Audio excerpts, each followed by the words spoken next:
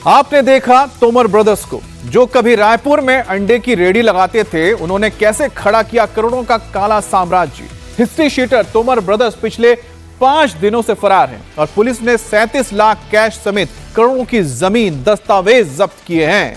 Tomar brothers blackmailing, extortion, मारपीट, जमीन कब्जाने जैसे कई संगीन अपराध करके फरार हो चुके हैं। अब पिछले दिनों रोहित तोमर ने रायपुर के एक प्रॉपर्टी डीलर के साथ मारपीट की थी। डीलर ने रोहित तोमर के खिलाफ केस दर्ज कराया, जिसके बाद से तोमर ब्रदर्स का काला साम्राज्य पुलिस के रडार पर आया। रोहित और वीरेंद्र दोनों भाई फरार हैं। पुलिस ने इनके घर से हथियार, कैश, जमीन के कागजात, गैजेट, नोट गिनने वाली मशीन, महंगी गाड़ियां बरामद की हैं, जिसकी तस्वीरें आपके सामने हैं। लेकिन इस वक्त दोनों भाई फरार हैं। इनके खिलाफ कई सारे मामले दर्ज हैं। तो रायपुर के अंडा बेचने वाले तोमर ब्रदर्स किस तरह से करोड़पति बन गए और करोड़ों का साम्राज्य स्थापित कर लिया। अब देखिए क्या क्या मिला इनके पास से। 37 लाख रुपए कैश मिले हैं। इसके अलावा सोने की चीजें मिली हैं। इसके अलावा देखिए किस तरह से नोट गिनने की मशीन है, यानी कि इतना पैसा आता था कि हाथ से नहीं गिनते थे, नोट की मशीन से गिनते थे। और यहां पर ज्वेलरी नजर आ रही है। इसके अलावा हथियार मिले हैं, कार्ड्स मिले हैं, कागजात मिले हैं, लग्जरी गाड़ियां मिली हैं। और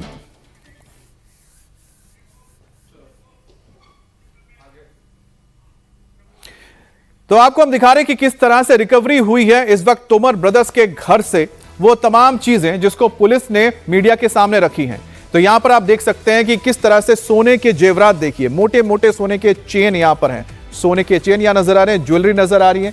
इसके अलावा पिस्टल भी आपको यहां पर नजर आ रहा है, रिवॉल्वर है यहां पर, रिवॉल्वर भी यहां पर मिला है, कारतूस भी मिले हैं, यहां पर गैजेट्स मिले हैं। ये फोन्स कई सारे यहां पर जब्त किए गए हैं, स्मार्ट वॉच जब्त किया गया है, क्योंकि इन्हीं के जरिए इनके जो पूरे काले कारोबार हैं इसके बारे में पुलिस अब आगे तफ्तीश करेगी। तो कैश मिला है, गोल्ड मिला है, गैजेट्स मिले हैं, साथ में हथियार भी मिले हैं। लेकिन सबसे बड़ी बात है यहां पर देखिए नोट की जो गड्डियां आपको नजर आ रही है, 37 लाख रुपए कैश यहां मिले, 37 लाख रुपए कैश है। यहां पर देखिए साथ में सोने के मोटे मोटे चेन, ज्वेलरी मिली है, यहां पर पिस्टल भी मिला है, कारतूस मिले हैं। और जो नोट की गड्डियां आपको नजर आ रही हैं, इसको गिनने के लिए मशीन रखी हुई थी बकायदा, यानी कि इतना कैश आता था कि उन्हें गिनने के लिए हाथों की नहीं मशीन की जरूरत पड़ती। देखिए यही है वो नोट गिनने वाली मशीन। अमूमन जो नोट गिनने वाली मशीन होती है कहां मिलती है आपको? ज्यादा बैंकों में मिलती है, या फिर जब देखते हैं कि कोई भी ईडी होती है या सीबीआई की रेड करने जाती है तो वहां पर कैश जब मिलता है तो उसको गिनने के लिए किया जाता है। लेकिन इनके घर पर, यानी तोमर ब्रदर्स के घर पर ही कैश गिनने की मशीन मौजूद थी। और यहां पर पुलिस ने यह पूरा का पूरा जो नुमाइश लगाई थी मीडिया के सामने दिखाने के लिए कि क्या क्या यहां से रिकवर किया गया है। यहां पर तलवार, चाकू, हथियार भी मिले हैं। और एक दो नहीं, कई सारे मामले इन दोनों भाइयों के ऊपर दर्ज थे। अब सोचिए कि जिन भाइयों ने अंडे की रेडी से कारोबार का शुरुआत की थी, लेकिन अचानक कुछ ही सालों में कैसे ये करोड़ों के मालिक बन गए। अब रायपुर में अंडा बेचने से तोमर ब्रदर्स ने अपनी शुरुआत की और कुछ दिनों बाद ऑटो चलाने लगे और फिर देखते ही देखते ये हिस्ट्री शीटर बन गए। और साथ ही रोहित तोमर का आतंक रायपुर के अलावा कई इलाकों में होने लगा। आसपास के जो इलाके थे शहरी, अवैध रसूखदारी, इसके अलावा सूदखोरी, इसके अलावा लोगों के जमीन को हड़प लेना, पुलिस ने अब इन दोनों पर शिकंजा कसा है। और साथ ही साथ इनके पास से जो तमाम चीजें मिली हैं उसका भी एक ब्यौरा हम आपके सामने रख रहे हैं। अब देखिए पहले अंडा बेचा, उसके बाद ऑटो चलाने लगे, उसके बाद तलवार, रिवॉल्वर, पिस्टल, कारतूस इनके घर से बरामद हुआ है। कुल मिलाकर देखा जाए तो इनकी शुरुआत जहां से हुई थी, बहुत ही एक छोटा सा कारोबार था जिसमें वो अंडा बेचते थे। उसके बाद इन्होंने ऑटो चलाना शुरू किया, लेकिन उसके बाद अब इतना पैसा आ गया कि 37 लाख रुपए कैश, गोल्ड, महंगी घड़ियां मिलती हैं, जमीन के कागजात मिलते हैं और उसके साथ ही पिस्टल, रिवॉल्वर, तमाम चीजें मिलती हैं। गाड़ियां अगर आप देखेंगे तो BMW कार है इनके पास, लग्जरी गाड़ियां हैं। तो कुल मिलाकर देखा जाए तो आखिरकार यह साम्राज्य बना कैसे? ये जो प्रयास है वो गिरफ्तारी के प्रयास के दौरान ही सर्च वारंट प्राप्त कर तलाशी के लिया गया। उस दौरान ये सभी चीज़ें बरामद हुई है। पुलिस घटना के तत्काल बाद आरोपी की गिरफ्तारी के प्रयास में लगी हुई है। शीघ्र आरोपी गिरफ्तारी किए जाएंगे। वर्तमान में उसके घर से दिव्यांश तोमर, जो इसके रिश्तेदार में भतीजा लगता है, उसको गिरफ्तार किया गया है। उसके द्वारा भी इस अपराध में संलिप्तता होना पाया। लंबी लिस्ट है जिसके दस्तावेज हम लोगों को मिले हैं। उसमें हो सकता है जब लोगों को पता चलेगा कि उसके विरुद्ध में कार्रवाई हुई है तो वो लोग भी, इसमें भी अभी कुछ प्रार्थी सामने आकर के अपना स्टेटमेंट नोट करा रहे हैं। हो सकता है बहुत सारे और अपराधी इस पर आकर के अपना स्टेटमेंट नोट कराएंगे, तो उसमें भी पृथक से अलग से अपराध पंजीबद्ध कर आगे कार्रवाई करेंगे।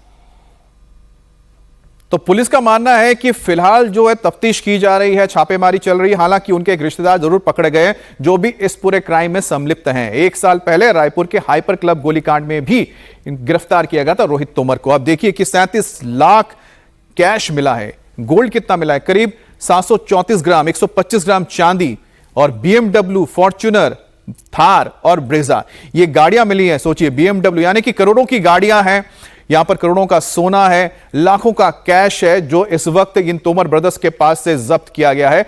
और सबसे बड़ी बात यह है कि आखिरकार पुलिस के नाक के नीचे सालों से किस तरह से ये अपना कारोबार चला रहे थे, किस तरह से इन्होंने अपने रसूख को पूरे इलाके में फैला लिया था, जहां पर ना सिर्फ सूदखोरी होती थी, जर्मन लोगों के जमीन कब्जाए जाते थे, लेकिन साथ ही पुलिस के पास शिकायत पहुंचती रही लेकिन कार्रवाई नहीं हुई। अब जब कार्रवाई हुई है तो देखिए कि कितना लंबा चौड़ा इनका ये पूरा कह सकते हैं कि दस्तावेज खुलकर सामने आ गया।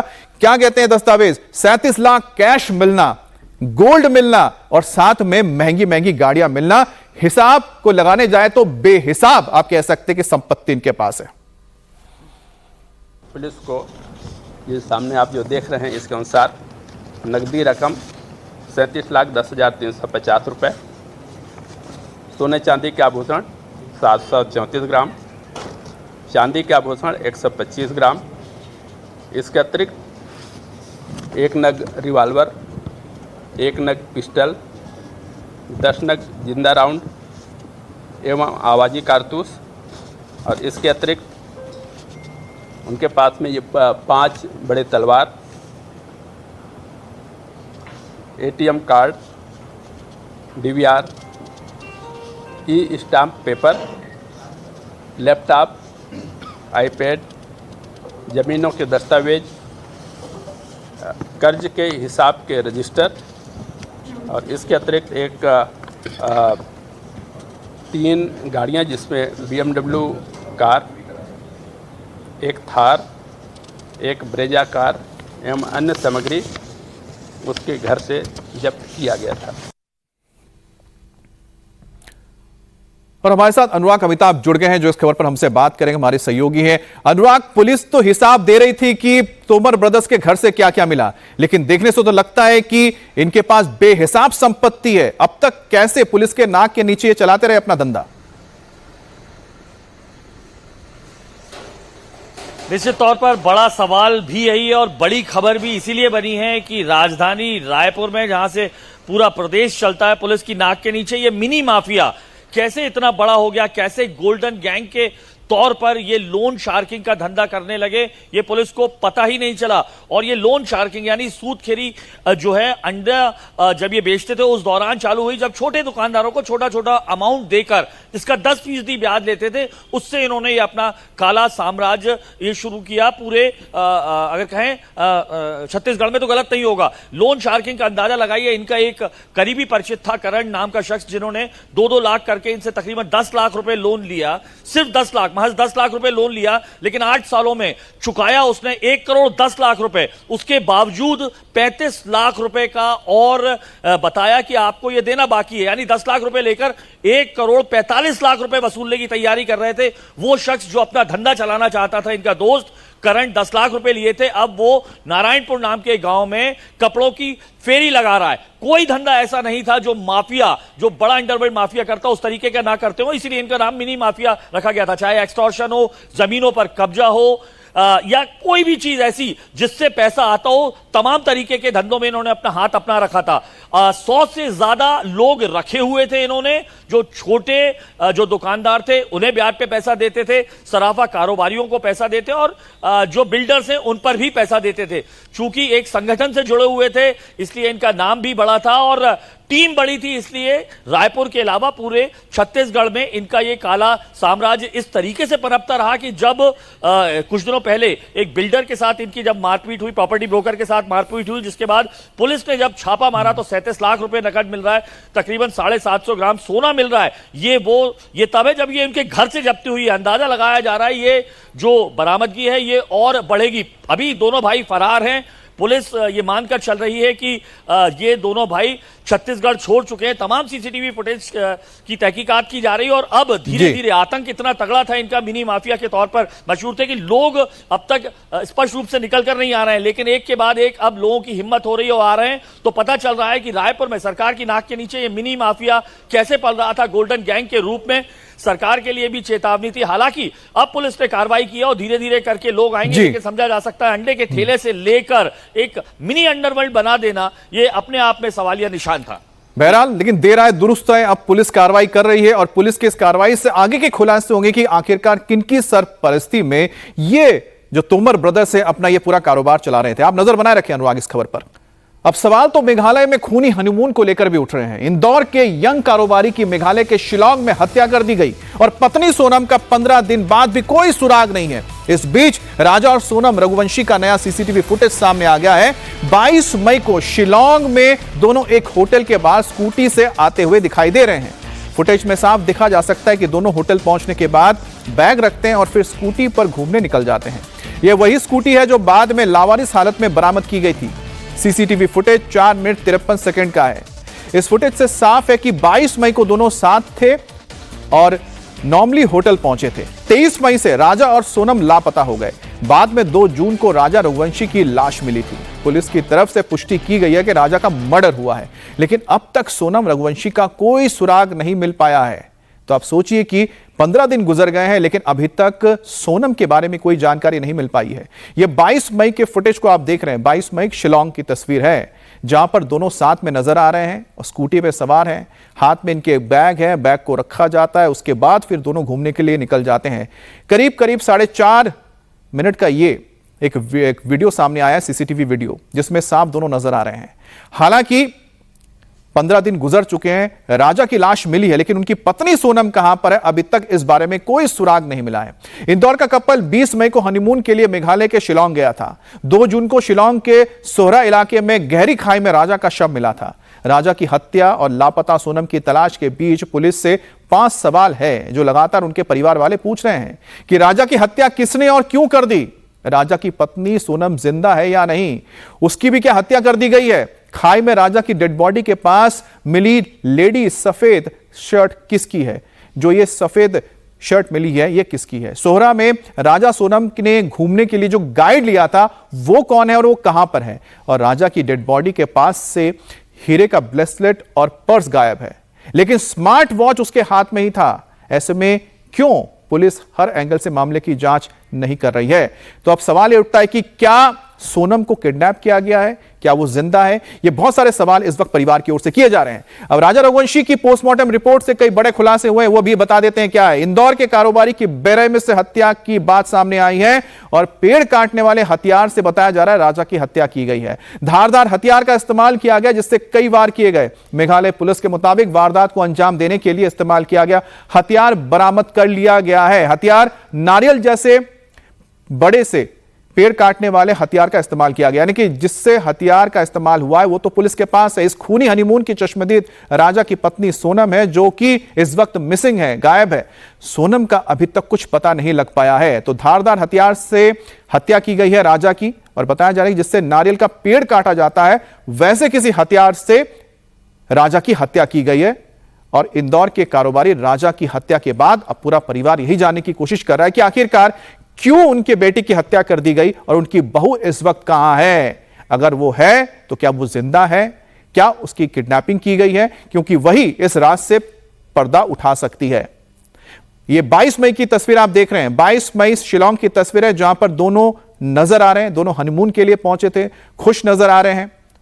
साथ में उन्होंने स्कूटी रखी हुई है और स्कूटी के जरिए ये घूमते हुए नजर आ रहे हैं।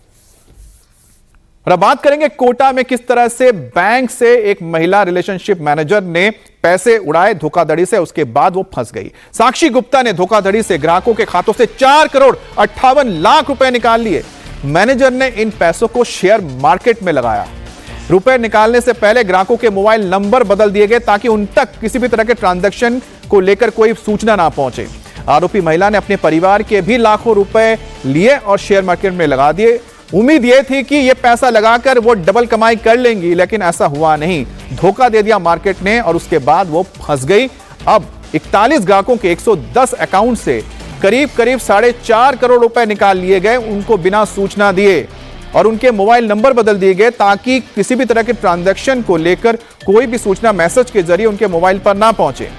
अब मकसद क्या था इनका? मकसद था कि किसी तरह से जो पैसे लिए हैं ये पैसे मार्केट में लगाएंगी, शेयर बाजार में, और इसका दुगना कमाकर वापस पैसे लौटा देंगी। अब साक्षी गुप्ता का जो ये पूरा प्लान था वो ध्वस्त हो गया, धरा का धरा रह गया। परिवार के भी करीब 40 लाख से ज्यादा रुपए लेकर इन्होंने शेयर मार्केट में लगा दिए, लेकिन शेयर मार्केट से फायदा नहीं हुआ, नुकसान हुआ और आखिरकार वो फंस गई। बैंक रिलेशनशिप मैनेजर साक्षी गुप्ता द्वारा 41 खातेधारकों के 110 बैंक अकाउंटों की ओडी अकाउंट खोलकर फ्रॉड किया है और फ्रॉड करके ग्राहकों का पैसा 4,58,82,663 रुपये का गमन किया है, जिस पर मुकदमा दर्ज कर अनुसंधान किया गया। दौरान अनुसंधान बैंक का रिकॉर्ड प्राप्त किया गया। मुल्जिमा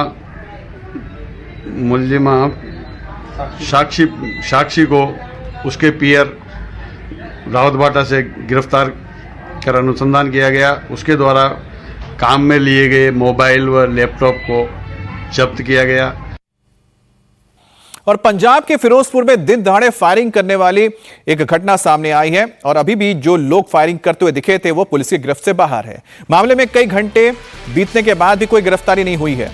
कल टैटू पार्लर के अंदर एक युवक पर गोलियां बरसाई गई थी। हमले में युवक आशु मोंगा की मौके पर ही जान चली गई।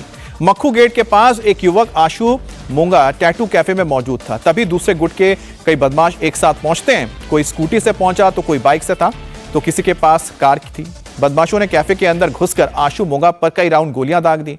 दावा किया जा रहा है कि आशु के साथ उसके साथी भीमा भी मौजूद था, जिन्होंने हमलावरों को जवाब देने की कोशिश की, जिसके बाद दोनों गुटों के बीच सड़क पर गैंग वॉर छिड़ गया। दोनों तरफ से कई राउंड फायरिंग हुई और हालांकि गैंग वॉर में एक व्यक्ति की जान चली गई।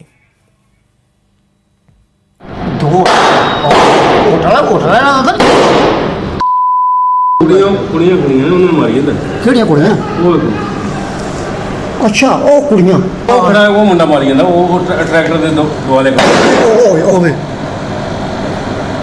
ਇਹ ਕਿਨੂੰ ਮਾਰਦਾ ਕਿਨੂੰ ਗਿਆ ਉਹ ਖੜਾ ਮੁੰਡਾ ਕਿਹੜਾ ਹਾਂ ਓਏ ਉਹਦਾ ਮੈਂ तो यहां पर तस्वीर देखिए जो आई है सामने। कोई शख्स वहां पर जो था जिसने मोबाइल के जरिए तस्वीर बनाई। यहां पर देखिए पीले रंग के टी शर्ट में मौजूद जो लड़का है ये अपने हाथ में बंदूक लिए एक दो नहीं कई फायरिंग करता है। और ठीक आगे देखिए यहां पर काले टी शर्ट में मुंह पर कपड़ा डाले हुए एक और शख्स नजर आ रहा है, जिसके हाथ में भी बंदूक है और इस बंदूक से वो गोली चलाता हुआ नजर आ रहा है। देखिए यहां पर कॉक करता है, कॉक करके गोली चलाने की कोशिश करता है, लेकिन तभी एक और शख्स वहां से आता है, जिसके बाद वो भाग जाता है वहां से। लेकिन इसके हाथ में देखिए पीले टी शर्ट वाले जो व्यक्ति है उसने एक दो नहीं कई राउंड फायरिंग की और दिन दहाड़े सरेआम सड़क पर खड़े होकर फायरिंग कर रहा है। ਇਹ ਆਪਸ ਵਿੱਚ ਜਾਣ ਪਛਾਣ ਨਹੀਂ ਸੀ ਜੀ, ਕੋਈ ਗੁੱਟ ਨਹੀਂ ਸੀ, ਕੋਈ ਗੁੱਟਬੰਦੀ ਨਹੀਂ, ਜਿਵੇਂ ਆਪਾਂ ਕਹਿ ਸਕਦੇ ਦੋ ਗੈਂਗਸ ਨਹੀਂ ਸੀ। ਇਹ ਜਾਣਕਾਰੀ ਸੀ ਆਪਸ ਵਿੱਚ, ਇਹਨਾਂ ਦਾ ਲੜਾਈ ਝਗੜਾ ਹੋਇਆ ਤੇ ਉਸ ਤੋਂ ਇਹਨਾਂ ਦਾ ਜਿਹੜੀ ਹੁਣ ਫਾਇਰਿੰਗ ਹੋਈ ਤੇ ਜਿਹਦੇ ਵਿੱਚ ਉਹਦੀ ਡੈਥ ਹੋ ਗਈ ਹੈ ਤੇ ਇਹ ਆਪਸ ਵਿੱਚ ਜਾਣਦੇ ਹੀ ਸੀ। ਆਪਸ ਵਿੱਚ ਤਕਰਾਰ ਹੋਇਆ, ਕੁਝ ਦਿਨ ਪਹਿਲਾਂ ਬੋਲ ਬੁਲਾਰਾ ਹੋਇਆ ਜਿਹਦੇ ਵਿੱਚ ਇਹਨਾਂ ਨੇ ਇੱਕ ਦੂਜੇ ਨੂੰ ਜਿਵੇਂ ਕਾਫੀ ਗਾਲਾਂ ਗੂਲਾਂ ਕੱਢੀਆਂ ਸੀ ਤੇ ਉਹਦੇ ਵਿੱਚ ਸਾਡੇ ਅਹਿਮ ਸੁਰਾਗ ਲੱਗੇ ਆ, ਸਾਨੂੰ ਚੀਜ਼ਾਂ ਸਾਹਮਣੇ आईਆਂ। और उधर देहरादून में हरिद्वार जाने वाली नेशनल हाईवे पर बीती रात 8 से लेकर 10 गाड़ियां आपस में भिड़ गई। अब छिदरावाला चौराहे पर यह हादसा हुआ है और जब यह तेज रफ्तार कार का एक टायर फट गया और ड्राइवर को ब्रेक लगानी पड़ी तो गाड़ियां आउट ऑफ कंट्रोल हो गई और पीछे से आ रही एक के बाद एक गाड़ियां आपस में टकरा गई। उसी दौरान रेड लाइट पर भी कई गाड़ियां खड़ी थी जो चपेट में आ गई और टक्कर काफी तेज था, जिसके चलते गाड़ियों को काफी नुकसान हुआ है। एक नई कार का बोनेट भी पूरा टूट गया। हादसे के बाद काफी देर तक ट्रैफिक जाम लगा रहा। हालांकि किसी को कोई गंभीर चोट आने की कोई खबर नहीं है। एक महिला इस हादसे में जरूर घायल हुई है, जिसको इलाज के लिए अस्पताल ले जाया गया और हादसे के बाद काफी देर तक इलाके में अफरा तफरी बनी रही। गाड़ियों की हालत ये देखो, गाड़ियों का एक्सीडेंट बढ़ता बढ़ गया गाड़ियों का बहुत बुरा हाल है। ये गाड़ी है एक फॉर्च्यूनर थी, ये देखो ये वेन्यू गाड़ी बहुत बुरा हाल है।